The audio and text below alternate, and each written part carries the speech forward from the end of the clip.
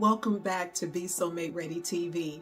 If you're new here, my name is Amanda Solomon, and this is the place where I'm helping amazing faith-based single women turn praying and waiting into ready to meet the man God is bringing into your life. So you can finally have the love, the life, and the relationship that you've always wanted, but most of all deserve. And in this episode, I want to address that, you read it in the title. Why am I still single after so many years? Okay, that's a biggie. That's a question that I can hear right now. So many of you are asking. And I want to give 3 things that you might want to take into consideration when you're in that place of, oh my gosh, why am I still single after so many years? The first one would be you're dealing with unresolved issues from past relationships. Now think about that. You may say, okay, well, Amanda, I'm not in that relationship anymore. That person has gone out of my life. I have moved on. I'm doing a new thing. And that's cool and fine and dandy and true. However, you wouldn't believe how many things come along with you even after you've left that relationship. There's some baggage, there's some stuff, there's some things that just want to hang on to you even after you've left out of that relationship. And this is the time where you want to look at that. Now, it may be commitment phobia, it may be some trust issues, it may be some triggers, some things that happen that cause you to think back on that thing. That was one of the things for me. And then it may be loneliness. Now, that was also an area for me as well, loneliness. And here was the thing, somebody called me out, a guy called me out on that really made me look at it. And I did a video about that. I'll post that in the description for you. But he called me out on it, and it brought to me that, yeah, there's a thing called lonely eye. If I made it up, then let me be the first to say it. But there is a thing called lonely eye, and there's a way that you can look. Loneliness has a feel.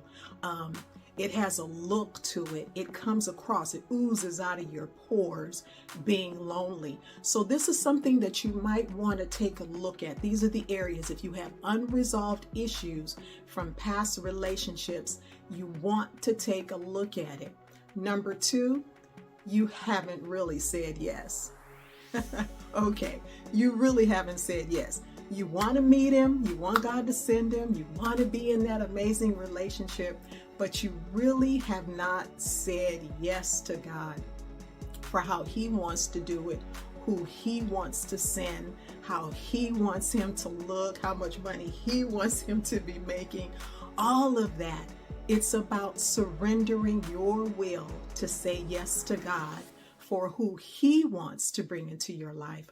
Another part of that saying yes is making room for that man in your life. You've said you want this, but you're still going on with your life in the same old way that you always do. You have to understand, this is a relationship that God is bringing, not another relationship that you've chosen to get yourself into or has happened to come your way. This is a soulmate connection. This is a divine connection. This is it. This is the man that God wants to bring into your life. So you have to make room for that. I think I'm going to do a video about make room. So we'll talk about that a little later in another video. But right now, just focusing on making some space in your life. Think about that. Making some space in your life for that other person to come in. And number 3, God's timing. So you're saying, okay, yeah, so that part I know, Amanda, that's what the problem is, God's timing. But I want you to look at it from a different perspective.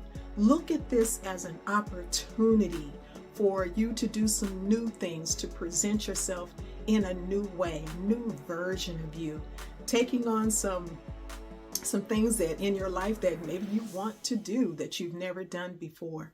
Just looking at this opportunity that God is giving you, not in a place of, oh my gosh, I have to wait, not like that, but an opportunity for you to turn some things around, get some things right, Present yourself in a new way. Take on some new hobbies.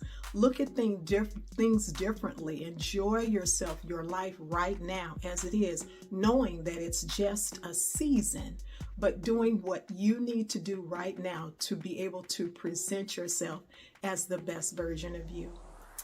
I want you to look at that. Look at those three, just those three. That's enough to walk away with and start making some changes in your life with.